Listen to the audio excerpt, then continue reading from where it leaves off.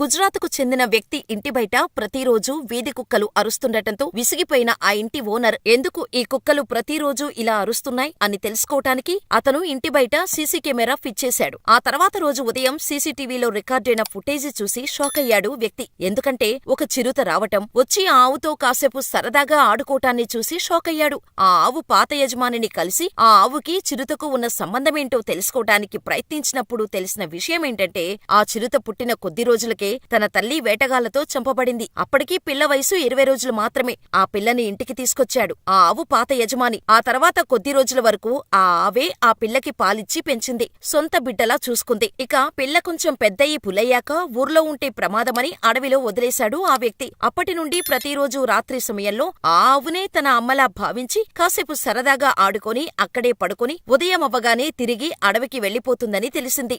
దానికి సంబంధించిన ఆధారాలే ఈ ఫోటోలు.